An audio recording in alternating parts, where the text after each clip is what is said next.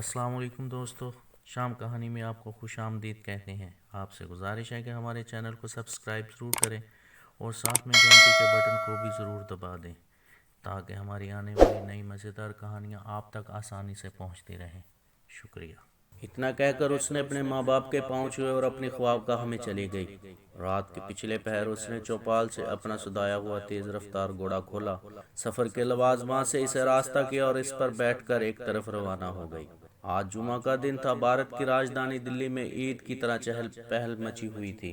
گلی گلی سے علماء مشایخ کی پالکیوں کے جلوس جامع مسجد کی طرف روانہ ہو رہے تھے۔ علم و تقدس اور طہارت و عرفان کے نورانی چہرے ستاروں کی طرح جامع مسجد کے فرش پر بکھرے ہوئے تھے۔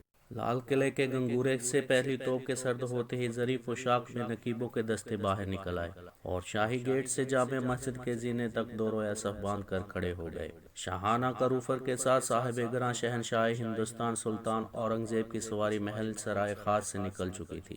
آگے آگے کلگیاں لگائے ننگی تلواریں لیے ہوئے مصاحبین کا دستہ چل رہا تھا۔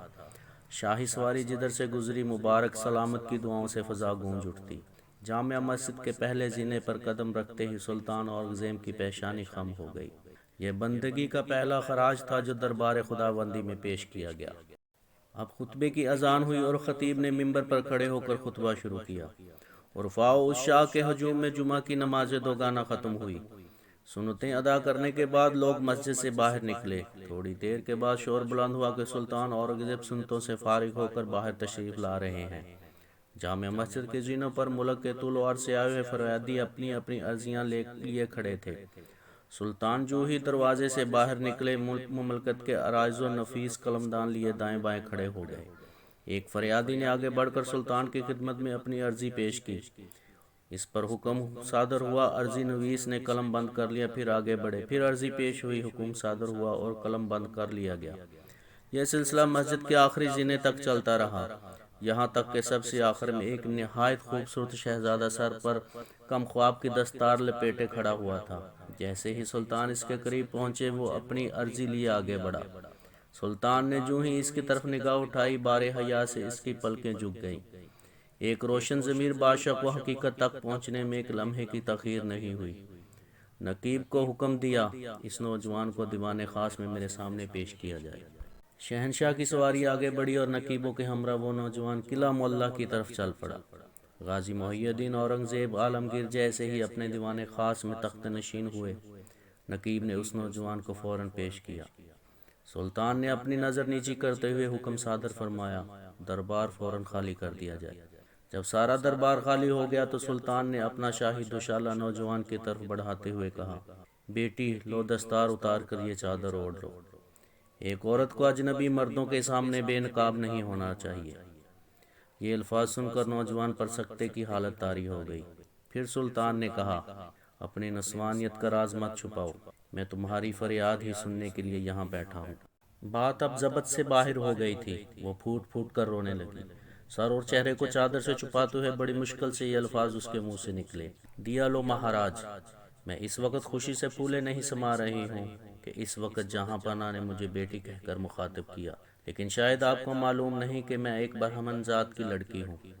سلطان نے جواب دیا، جب تو اور بھی تمہاری دل جوئی میرے لیے ضروری ہو گئی، تاکہ یہ بے تم پر کھل جائے کہ اسلام اپنے فرما رواؤں کو کتنا فراخ دل بنا دیتا ہے، کہ جن قوموں کا وہ ذمہ لے لیتے ہیں ان کے ساتھ ان کا سلوک اتنا حیرت انگیز اور رخ پرور ہوتا ہے۔ اس لیے یہ جاننے کے بعد بھی تم ایک برہمن زادی ہو، میرا جذبہ شفقت پھر تمہیں بیٹی کے ساتھ مخاطب کرتا ہے۔ شکنتلا یہ جواب سن کر حیرت و مسرت کے اتھاہ سمندر میں ڈوب گئی۔ سلطان کا اشارہ پا کر اس نے اپنی دردناک سرگزشت کو سنانا شروع کیا۔ سماعت کے دوران سلطان کا حال قابل دید تھا۔ ایک رنگ آتا تھا، ایک رنگ جاتا تھا، کبھی پلکیں بھیگ جاتی، کبھی فرط غم سے چہرہ سرخ ہو جاتا۔ اسی حالت اضطراب میں کہانی تمام ہوئی۔ جب وہ اپنا بیان ختم کر چکی تو سلطان نے اپنا حکم سنایا، 1 مہینے کی مہلت میں اب چند ہی دن باقی رہ گئے ہیں، تم فوراً اپنے مستقر پر واپس لوٹ جاؤ اور اپنے والدین سے کہہ دو کہ فوراً تمہارے ڈولے کا انتظام کریں۔ یہ حکم سن کر شکنتلا کے سارے ارمانوں کا خون ہو گیا۔ اس کے پاؤں کے نیچے سے زمین نکل گئی۔ وہ چادر کے ایک کونے میں اپنی آنکھوں کے آنسو جذب کرتے ہوئے الٹے پاؤں واپس ہو گئی۔ نقیبوں کا ہجوم دیوان خاص کے باہر کھڑا تھا۔ ہاتھوں ہاتھ اسے قلعہ معلیٰ تک پہنچا دیا۔ سیدھے وہ سرائے پہنچی، اپنا گھوڑا لیا اور بنارس کی طرف روانہ ہو گئی۔ راستے بھر ناکامی کی چوٹ اسے ستاتی رہی، بار بار وہ یہی سوچتی کہ بادشاہ نے اس کے ساتھ انصاف نہیں کیا۔ پھر خیال آیا کہ بادشاہ کے منہ سے بیٹی کا خطاب معمولی چیز نہیں، وہ ضرور اس کا حق ادا کرے گا۔ ماں باپ نہایت بے تابی کے ساتھ اس کا انتظار کر رہے تھے۔ جیسے ہی اس کے گھوڑوں کی ٹاپوں کی آواز کانوں میں آئی، ماں خوشی سے چیخ اٹھی۔ شکنتلا آ گئی۔ بیٹی کو بخیر و عافیت دیکھ کر ماں باپ کی خوشی کی کوئی انتہا نہیں تھی۔ یقین تھا کہ شکنتلا کا یہ گمنام سفر کچھ نہ کچھ ضرور رنگ لائے گا۔ رات کے وقت ماں نے شکنتلا کے سر پر ہاتھ پھیرتے ہوئے دریافت کیا، بیٹی تو اتنے دن تک کہاں تھی؟ اب تو بتا دے کہ مہم سر انجام دے کر لوٹی ہے۔ مدت مقررہ میں اب 2 ہی روز کا وقفہ رہ گیا ہے، معلوم نہیں ہم لوگوں کا کیا انجام ہوگا۔ ماں کی آواز میں اتنی دردناک مایوسی تھی کہ شکنتلا کا دل بھر آیا۔ ناکامی کو چوٹ ابھر آئی، بے اختیار رونے لگی۔ ماں نے فرط محبت میں بیٹی کو سینے سے لگا لیا۔ تھوڑی دیر کے بعد شکنتلا نے ٹھنڈی آہ بھرتے ہوئے کہا، ماں میں دلی گئی تھی، شہنشاہ کے حضور میں اپنی فریاد پیش کی، لیکن افسوس کہ وہاں بھی میری فریاد رائے گاں گئی۔ انہوں نے حکم دیا کہ ڈولہ سجا کر کوتوال کے دروازے تک پہنچا دیا جائے۔ میں اس حکم کی تعمیل ضرور کروں گی، چاہے میری جان چلی جائے، کیونکہ شہنشاہ نے مجھے بیٹی کہا ہے، ایک برہمزادی اپنے باپو کا حکم نہیں ٹال سکتی۔ شکنتلا کی یہ بات ابھی ختم بھی نہیں ہو پائی تھی کہ گرب میں پھر کوہرام مچ گیا۔ ماں باپ نے لاکھ سمجھایا مگر وہ اپنی ضد پر اڑی رہی۔ تیسرے دن سپاہیوں کی حفاظت میں شکنتلا کا ڈولہ تیار کیا گیا۔ دن دہاڑے غشی پر غشی آنے لگی۔ سارے محلے پر کوتوال کے مظالم کی ایک بھیانک دہشت طاری ہو گئی۔ بوڑھا کوتوال آج خوشی سے پھولے نہیں سما رہا تھا۔ ایک ملکہ حسن آج اس کے گھر میں دلہن بن کر آ رہی تھی۔ بالوں میں خضاب، آنکھوں میں سرما لگائے، سر سے پا تک چھبیلا بنا ہوا تھا، جیسے بڑھاپے میں عہد شباب پلٹ کر آ گیا ہو۔ شکنتلا کے ارد گرد شہر کے بکاریوں کا ہجوم اکٹھا ہو گیا تھا اور انہیں پیسے لٹائے جا رہے تھے۔ ساری راہ گزر پر تماشائیوں کے ٹھٹھ لگے ہوئے تھے، لیکن کوتوال کے قہر کے آگے کوئی چوں نہیں کر سکتا تھا۔ اب شکنتلا کا ڈولہ کوتوالی کے قریب پہنچ رہا تھا۔ ایک سپاہی نے دوڑ کر کوتوال کو اطلاع دی، سرکار، ڈولہ بہت قریب آ گیا ہے، بس چند قدم کے فاصلے پر ہے۔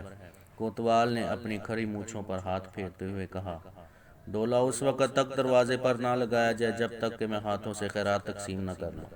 اب ڈولہ دروازے کے قریب پہنچ چکا تھا۔ کوتوال شاہانہ طرز و احتشام کے ساتھ باہر نکلا اور اپنے دونوں ہاتھوں سے بے دریغ پیسے لٹانے لگا۔ بنارس کے بکاریوں میں ایک لوٹ مچ گئی۔ مبارک سلامت کے شور میں کوتوال کا حاکمانہ غرور انگڑائی لے کر جاگ اٹھا۔ جیسے ہی وہ پیسے لٹا کر ڈولے کی طرف بڑھنا چاہتا تھا، ایک بوڑھے فقیر نے اس کے سامنے ہاتھ پھیلاتے ہوئے کہا، سرکار کا اقبال سلامت، مجھے بھی کچھ بخشش ملے۔ کوتوال نے تیور بدل کر جواب دیا، زمین پر گرے پیسے تجھے نظر نہیں آتے کیا؟ اٹھا لے، انہی سے تیرا دامن بھر جائے گا۔ بوڑھے نے پھر خوشامد کرتے ہوئے اصرار کیا، نہیں سرکار، زمین کے گرے ہوئے پیسے میں نہیں لوں گا۔ میں تو یہ ارمان لے کر آیا ہوں کہ سرکار ہی کے مبارک ہاتھوں سے کچھ خیرات لوں گا۔ بوڑھے کے فہیم اصرار سے مجبور ہو کر کوتوال نے جھنجھلاتے ہوئے کہا، اچھا لے، نہیں مانتا ہے تو یہ لے۔ یہ کہتے ہوئے جوں ہی اس نے پیسے دینے کے لیے ہاتھ بڑھائے، بوڑھے فقیر نے اپنا میلا کچیلا لباس اتار کر پھینک دیا۔ اب جو نظر اٹھی تو سامنے شہنشاہ اورنگزیب کھڑے تھے۔ کوتوال خوف سے کانپنے لگا۔ دہشت کے مارے سارے جسم کا خون سوکھ گیا، چہرے پہ سیاہی چھا گئی۔ بت کی طرح بے حس و حرکت کھڑا تھا کہ غصے سے کانپتے ہوئے شہنشاہ نے کہا، کیوں بے ننگے اسلام، اسی کرتوت کے لیے تجھے بنارس بھیجا گیا تھا کہ دن دہاڑے میری رعایا کا خون کرتے ہوئے تجھے ذرا سی بھی شرم نہ آئی؟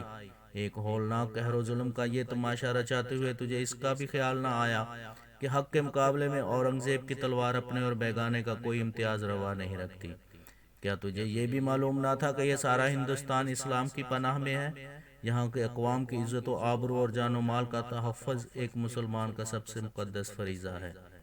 فرط غضب سے شہنشاہ اورنگزیب عالمگیر کا چہرہ سرخ ہو گیا تھا، آنکھوں سے چنگاری پھوٹ رہی تھی اور کوتوال کا خون سوکھتا جا رہا تھا۔ اسی درمیان میں دلی سے چلا ہوا فوجی دستہ بھی آ موجود ہوا۔ کوتوال کی طرف اشارہ کرتے شہنشاہ نے سپہ سالار کو حکم دیا، اس سیاہکار کو فوراً کیفر کردار تک پہنچاؤ تاکہ دوسروں کے لیے اس کا انجام تماشائی عبرت ہو۔ اس کے دونوں پاؤں الگ الگ دو خونخوار ہاتھیوں کی ٹانگوں سے باندھ دیے جائیں اور پوری قوت کے ساتھ ہاتھیوں کو مختلف سمت دوڑایا جائے، یہاں تک کہ زمین پر اس بدبخت کے ریزے ریزے بکھر جائیں۔ شہنشاہ کے حکم کی تعمیل کے لیے فوجی دستہ فوراً حرکت میں آ گیا۔ سارا بنارس شہنشاہ اورنگزیب کے ادازائے رحم و انصاف سے گونج اٹھا۔ شہنشاہ کی دانشوری، رعایا نوازی اور بے لاگ قوت فیصلہ پر ہر شخص مبہوت ہو کے رہ گیا تھا۔ شکنتلا کا ڈولہ فتح کی مسرتوں میں ڈولتا ہوا اپنے گھر کی طرف جا رہا تھا۔ بجلی کی طرح شہنشاہ اورنگزیب کے فیصلے کی خبر سارے شہر میں پھیل گئی۔ واقعے کی اطلاع پاتے ہی شکنتلا کے ماں باپ خوشی سے پاگل ہو گئے۔ شکنتلا اپنے گھر جیسے ہی پہنچی، شہنشاہ اپنی بیٹی کے گھر تشریف لائے اور فرمایا، پیاس کی شدت سے بے تاب ہوں، سب سے پہلے مجھے پانی پلایا جائے۔ میں اس دن سے پیاسا ہوں جس دن شکنتلا نے میرے حضور میں اپنی فریاد پیش کی۔ اسی دن میں نے خدا سے عہد کر لیا تھا کہ جب تک میں ایک مظلوم برہمن کے ساتھ انصاف نہیں کر لوں گا، اپنے حلق کے نیچے پانی کا ایک قطرہ نہیں اتاروں گا۔ حضرت اورنگزیب نے پہلے وضو کر کے 2 نفل شکرانے کے ادا کیے، اس کے بعد کچھ کھانا تناول فرمایا اور پانی کے چند گھونٹ پی کر جو ہی واپس ہونا چاہتے تھے کہ پنڈت لالا رام ہاتھ جوڑ کر کھڑے ہو گئے۔ جہاں پناہ، جس بھومی کو آپ نے اپنے سجدوں سے پوتر بنا دیا ہے، اب ہم اسے کسی دوسرے کام میں استعمال نہیں کر سکتے، اس لیے ہم اپنے دل کی اتھاہ گہرائی سے اس زمین کو مسجد کے لیے وقف کرتے ہیں۔ شہنشاہ نے اس کے اس اعلان کا شکریہ ادا کرتے ہوئے ایک تانبے کے پتھر پر یہ تحریر لکھ کر دے دی کہ اس مسجد کے متولی ہمیشہ اسی خاندان کے لوگ رہیں گے۔ چنانچہ وہ مسجد آج بھی گنگا کے کنارے کھڑی ہے اور اس کا نام دریرہ کی مسجد ہے، اور آج بھی اسی خاندان کا شخص اس کا متولی ہے۔